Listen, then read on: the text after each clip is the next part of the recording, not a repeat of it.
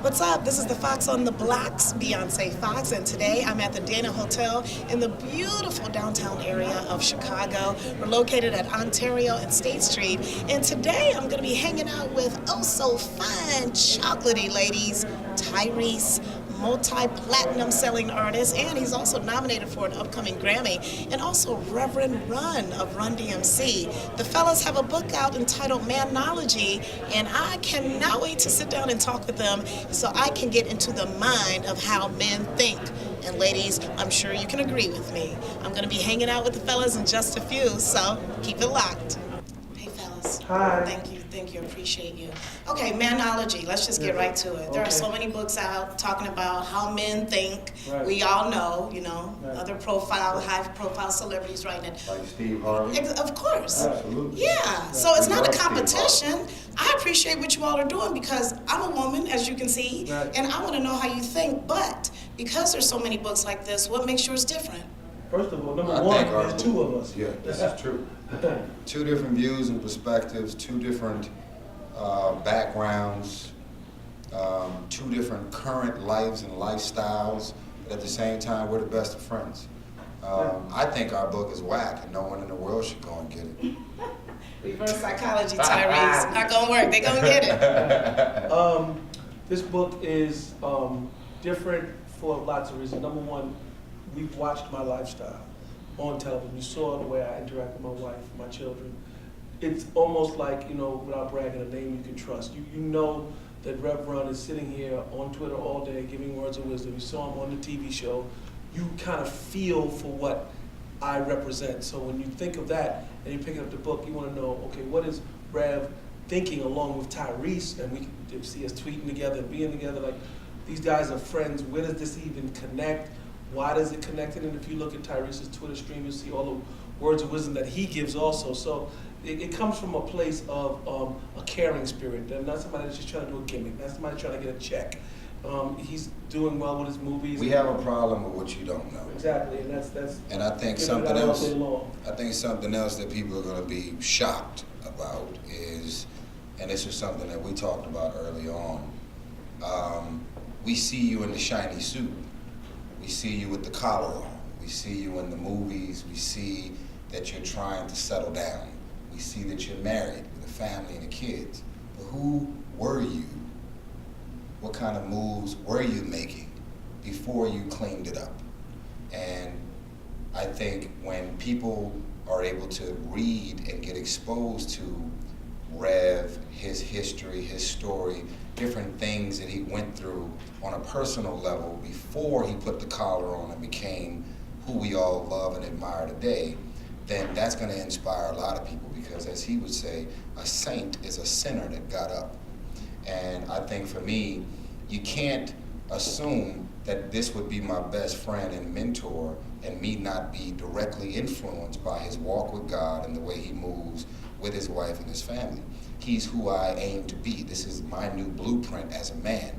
But at the same time, I'm also saying that I'm vulnerable, and I don't agree with everything he says. I don't agree with where he's trying to jump me into so fast and all the above. And I think a lot of men out there are going to be able to relate to the things that I complain about. I think women can get real lazy in relationships after they finally catch a man. They don't know how to keep a man. I think the sex gets boring if they don't learn how to stay creative. And I think the same thing happens on our side with men. I think sometimes we get lazy, lackadaisical, kick our feet up, and things get boring. And we don't know how to keep a woman mentally, spiritually stimulated, because we think because we're holding it down in the bed, then their mind is right. Making love to the mind only makes the bedroom experience even greater. And I think a lot of boys trying to become men have not mastered the art of that. What's the actual highlight in the book, though? I know everybody's going to think you're talking about cheating, why men do this, why men do that. There's got to be something that we can take away from reading the book. I want to read it and learn something. You will. I know why men cheat. I know why men do certain things that they do. I don't think you know why men cheat from my perspective. Okay, from your perspective, maybe not until I read the book, but overall, that's not what we want. We want to get in this book and we want to take something away from it. Well, I can tell you two things. The number one thing I emphasize in this book, and my main message for you to take away, is two stories, a modern day story and a story from the Bible, the book of Ruth and Jay-Z and Beyonce. In the book of Ruth, let me just start with Jay and Beyonce. Beyonce, I was with Jay some years ago, and we were at the Soul Train Awards, and he looked over there and he said, man, like, he was telling me, I'm thinking Andre Harrell, so I was like, I want to get with that, or I want to talk to her, or whatever.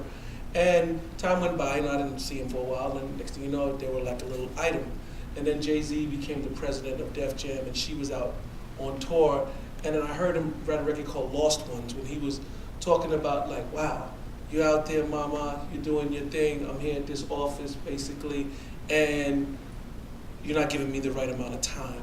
And I'm sure she wasn't doing that purposely. She's just so, Sasha is so fierce with her drivenness that she was like locking down her career. But she was definitely picking up the phone, I'm sure, during her rehearsal, like, hey Jay, I love you so much, babe. But it wasn't, in her mind and my mind, that she wasn't doing that to make him feel it. He was like sitting at the office, so how's it going? Well, you know, tomorrow I go to South America, whatever it was. I'm sure it was quite sexy for him to be like, whoa, this is real. She's not just doing this to play me like she's busy. Homegirl's busy, and I'm busy, but I'm not as busy. And then he said on the record, do you, mama, you're supposed to, you're on this earth to be all you can be, he says in the rhyme. And that kind of closed the deal for it. In the book of Ruth, she's out in the fields doing the farming along with other women, and Boaz comes in, and Boaz is King Boaz. He's like Jay-Z, and all the women are like, oh my God, here's big tall King Boaz, and they're all flocking around him. But Ruth notices him obviously, but she looks up, peeks, smiles, and keeps doing her job. At the end of the day, this woman Ruth closed the deal with Boaz for being on her grind. I'm sure she wasn't like only about the crops, but she gave enough rhythm and enough focus on her, what she was doing, that it left something to the imagination, and she had her sexy was up. So for me, for you, if you said you want to take something away, I see you're here doing what you're going to do. I don't know what your relationship status is, but you are doing something. If someone was to call you right now, guess what? You're not available. If you had a date last night and this guy's trying to get you right now, it's not even your fault. You're just here interviewing Reverend Tyrese. Some sleep. Right. So in that, you having your career and creating that balance between, okay, this date will happen later. Yes, I missed 8 of your calls because I was out on my grind for my TV show. And that's how life works for a woman. She needs to have that perfect balance between career and romance. And then not go too far into the career that you make a man feel like you don't need anything at all from him. And Tyrese can elaborate on that. And just finally, I just wanted to ask this last question. Women of all ages will be picking up this book, right? Yep. 20s, 30s, 40s, 50s. Right. So what's the common denominator, though? A 20-year-old is not going to relate to you, sir. You're married, you're older, with a family. I'm just saying, that the typical 20-year-old may not relate to what you're saying. Depends. They may not be ready for marriage. We're not talking about marriage. Most women. I have to respond to that. Go.